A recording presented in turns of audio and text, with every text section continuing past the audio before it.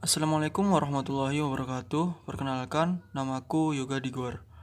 Kalian bisa memanggilku Digor. Untuk kali ini, aku akan membacakan buku-buku yang mungkin kalian ingin baca, namun sedang tidak punya waktu untuk membaca buku fisiknya.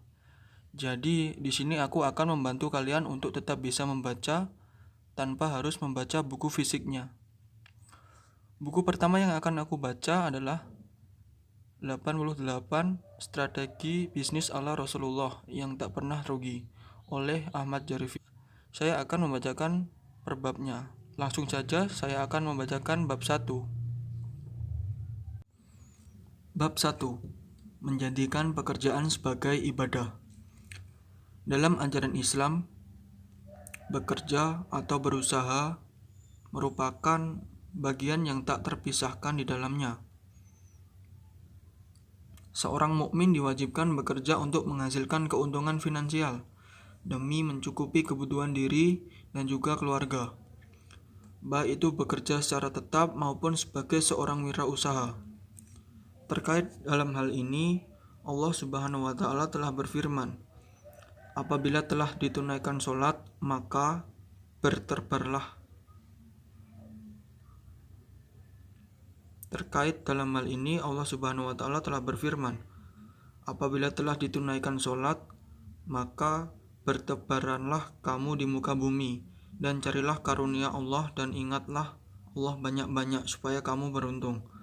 Quran Surat Al-Jumu'ah. Islam juga mencintai seorang muslim yang giat bekerja, mandiri, dan juga rajin memberi.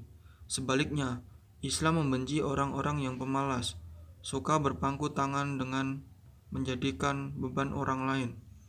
Oleh karena itu, bekerjalah dalam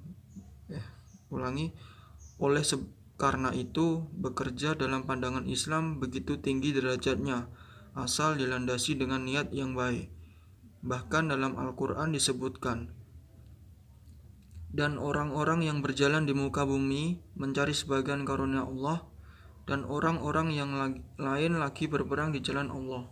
Quran Surat Al-Muzammil. Rasulullah Shallallahu Alaihi Wasallam bahkan menyebutkan aktivitas bekerja sebagai jihad di jalan Allah. Direwayatkan bahwa beberapa orang sahabat melihat seorang pemuda kuat yang rajin bekerja. Mereka pun berkata mengomentari pemuda tersebut, "Andai saja ini dilakukan untuk jihad di jalan Allah." Nabi Shallallahu Alaihi Wasallam kemudian bersabda, "Janganlah kamu berkata seperti itu. Jika ia bekerja untuk menafkahi anak-anaknya yang masih kecil, maka ia berada di jalan Allah. Dan jika ia bekerja untuk menafkahi kedua orang tuanya yang sudah tua, maka ia di jalan Allah. Dan jika ia bekerja untuk memenuhi kebutuhannya dirinya sendiri, maka ia pun di jalan Allah. Namun jika ia bekerja dalam rangka riya atau berbangga diri, maka ia di jalan setan." Hadis riwayat Tabrani. Manusia paling mulia di muka bumi ini ialah para nabi. Tugas yang mereka emban di dunia ini sangat mulia, yakni membawa risalah dan mengajarkan kepada manusia yang lain. Allah sering mengisahkan kepada kita perjuangan dakwah mereka dalam Al-Quran. Namun begitu, Allah dalam Al-Quran juga menyebutkan sisi lain dari kehidupan mereka. Mereka juga seperti manusia yang lain pada umumnya, termasuk dalam hal bekerja dan mencari penghidupan. Allah Subhanahu wa taala berfirman, "Dan kami tidak mengutus rasul-rasul sebelummu, melainkan mereka sungguh memakan makanan dan berjalan di pasar-pasar." Quran Surat Al-Furqan. Imam Al-Qurtubi dalam tafsirnya menjelaskan, maksudnya mereka mencari penghidupan di dunia. Ayat ini merupakan landasan diisyaratkannya bekerja mencari penghasilan, baik dengan berniaga, produksi, atau lainnya. Nabi Adam bertani, Nabi Ibrahim menjual pakaian, Nabi Nuh dan Nabi Zakaria menjadi tukang kayu, Nabi Idris menjadi penjahit, dan Nabi Musa pengembala. Allah mengisahkan pula dalam Al-Quran bahwa Nabi Daud membuat baju besi, dan telah kami ajarkan kepada Daud membuat baju besi untuk kamu. guna memelihara kamu dalam peperanganmu. Maka hendaklah kamu bersyukur kepada Allah. Quran Surat Al-Anbiya ayat 21. Nabi kita yang mulia juga menggambarkan bahwa beliau pernah bekerja sebagai pengembala kambing. Tidaklah Allah mengutus seorang nabi, melainkan pernah menjadi pengembala kambing. Para sahabat berkata, "Begitu juga engkau?" Beliau bersabda, "Ya, aku pernah mengembala kambing penduduk Mekah dengan upah sejumlah uang." Hadis riwayat Bukhari. Selain itu, Rasulullah SAW juga berdagang. Beliau pernah melakukan perjalanan bisnis ke negeri Syam untuk menjual barang-barang dagangan milik Khadijah radhiyallahu anha. Oleh karena itu, Islam sangat mendorong umatnya untuk bekerja dan berusaha mencari penghidupan. Nabi SAW bersabda, "Tidaklah seorang memakan makanan yang lebih baik dari makanan yang dihasilkan dari pekerjaan tangannya sendiri." Hadis riwayat Bukhari. Semangat ini juga dipahami oleh para sahabat. Mereka juga para pekerja.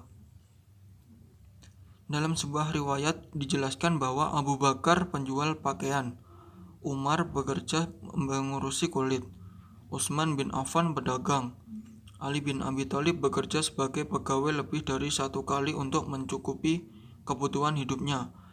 Begitu juga dengan para sahabat yang lain, seperti Abdurrahman bin Auf, Thalha bin Ubaidillah, Jubair bin Awam, Am bin Als, dan yang lainnya, memiliki pekerjaan masing-masing dalam rangka mencari penghidupan di dunia ini. Oleh karena itu, supaya pekerjaan kita bernilai ibadah, maka kita harus meniatkan aktivitas kerja kita untuk mencari ridha Allah dan beribadah kepadanya.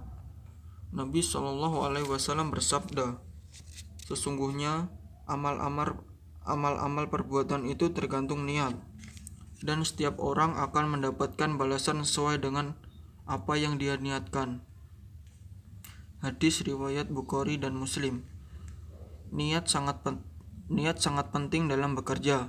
Jika kita ingin pekerjaan kita bernilai ibadah, maka niat ibadah itu harus hadir dalam sanubari kita. Segala lelah dan setiap tetesan keringat akan dipandang oleh Allah sebagai ketundukan, dan amal soleh disebabkan karena niat. Untuk itulah, jangan sampai kita melupakan niat tersebut saat kita bekerja, sehingga kita tidak kehilangan pahala dari pekerjaan yang kita jalani.